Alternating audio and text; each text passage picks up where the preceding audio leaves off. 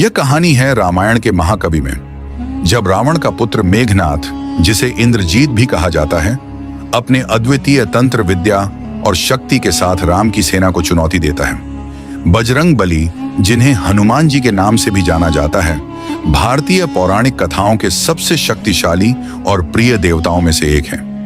मेघनाथ रावण का सबसे प्रिय और शक्तिशाली पुत्र था। वह अद्वितीय तंत्र विद्या का ज्ञाता था और उसने अपने माता पिता से कई वरदान प्राप्त किए थे। उसका एक प्रमुख वरदान यह था कि उसे केवल उसके माता पिता की अनुमति से ही हराया जा सकता था।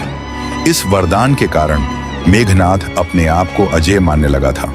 जब रावण ने सीता का अपहरण किया, तब राम ने अपनी पत्नी को बचाने के लिए एक सेना तैयार की। हनुमान जी, जो राम के सच्चे भक्त थे, ने राम की सहायता करने का प्रण लिया। राम की सेना में वानर और भालू थे, जो रावण की सेना से लड़ने के लिए तत्पर थे। युद्ध का मैदान सज गया था और दोनों सेनाएं एक दूसरे के खिलाफ खड़ी थीं। मेघनाथ ने अपनी तंत्र विद्या से अदृश्य होकर राम की सेना पर आक्रमण करना शुरू किया। उसने अपने जादुई बाणों से वानरों को गिराना शुरू किया। उसकी शक्ति और युद्ध कौशल ने सभी को आतंकित कर दिया। हर एक बाण से वह एक वानर को पराजित कर देता था और उसके वीरता की कहानी चारों ओर फैलने लगी। राम और लक्ष्मण दोनों ने उसकी शक्ति को पहचाना, लेकिन उन्हें यह समझ में नहीं आ रहा था कि उसे कैसे हराया जाए। जब हनुमान जी ने देखा कि राम की सेना संकट में है, तो उन्होंने निर्णय लिया कि अब समय आ गया है कि वे मेघनाथ का सामना करें। उन्होंने राम से कहा, मुझे उसकी शक्तियों का सामना करना होगा। मैं उसे हराकर आपके विजय का मार्ग प्रशस्त करूंगा। हनुमान जी ने मेघनाथ को चुनौती देने के लिए पूरी तैयारी की। वे अपने शक्तिशाली रूप में आए और उनकी भक्ति और साहस ने उन्हें शक्ति प्रदान की। मेघनाथ ने जब देखा कि हनुमान जी उससे लड़ने आ रहे हैं, तो उसने अपने सभी मायावी अस्त्रों का प्रयोग करने का निश्चय किया। मेघनाथ ने अपनी अदृश्यता का उपयोग करते हुए हनुमान जी पर आक्रमण किया, लेकिन हनुमान जी ने अपने तेज और चातुर्य से मेघनाथ के सभी हमलों का सामना किया। वे जानते थे कि मेघनाथ को हराने के लिए उसे उसके जादुई अस्त्रों का मुकाबला करना होगा।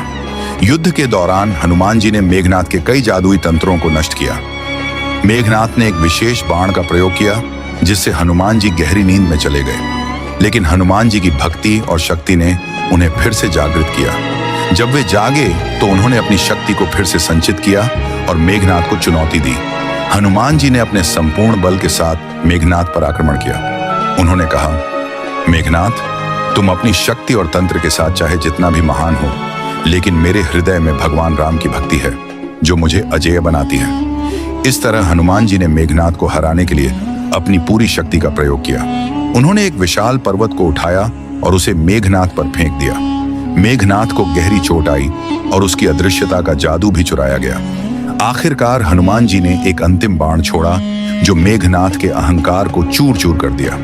मेघनाथ ने हार मान ली और राम के चरणों में जाकर अपनी गलती स्वीकार की। रावण की सेना में हाहाकार मच गया और सभी ने हनुमान जी की महानता को स्वीकार किया।